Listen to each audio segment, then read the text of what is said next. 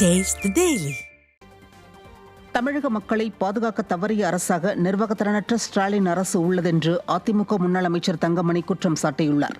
அதிமுக பொதுச் செயலாளர் எடப்பாடி கே பழனிசாமியின் 71வது பிறந்த நாளையொட்டி ஈரோடு மாநகர் மாவட்ட எம்ஜிஆர் மன்றத்தின் சார்பில் நலத்திட்ட உதவிகள் வழங்கும் நிகழ்ச்சி நடைபெற்றது.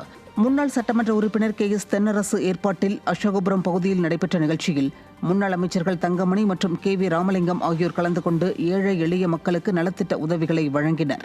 அப்போது உரையாற்றிய முன்னாள் அமைச்சர் தங்கமணி, மக்கள் விரோத ஸ்டாலின் ஆட்சியில் திரும்பிய பக்கமெல்லாம் போதைப் பொருட்களும் கஞ்சா விற்பனையும் கொள்ளை சம்பவங்களும் தான் காணப்படுகிறதென குற்றம் சாட்டினார்.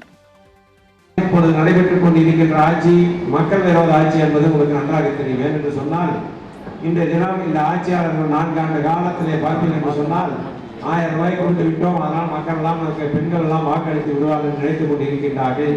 ஆனால் இன்று திரும்பிய பக்கமெல்லாம் கஞ்சா விற்கின்றது, போதை, கள்ளை சாராயம், கொள்ளை என்று நடைபெற்றுக் கொண்டிருக்கின்றது. அதை பற்றி அவர்கள் கவலைப்படாமல் இருக்கின்றார்கள்.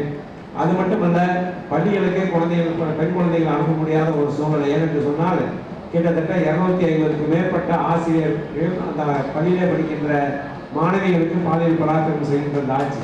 ஏனென்றால் 10 ஆண்டு காலம் அம்மா இருந்தாலும் அவன் எடப்பாடியாக இருந்தாலும் இது போன்ற ஏதாவது ஒரு நிகழ்வு நடந்திருக்கிறதா என்பதை நீங்கள் சிந்தித்து பார்க்க வேண்டும். ஆக இந்த ஆட்சியை பொறுத்தவரை மக்களை பற்றி கவலைப்படாமல் நம்ம 1000 பேர் கொடுத்து விட்டோம், வாக்களித்து விடுவார்கள் என்று மக்களை பாதுகாக்க தவறிய அரசாக இந்த அரசு இருக்கின்றது.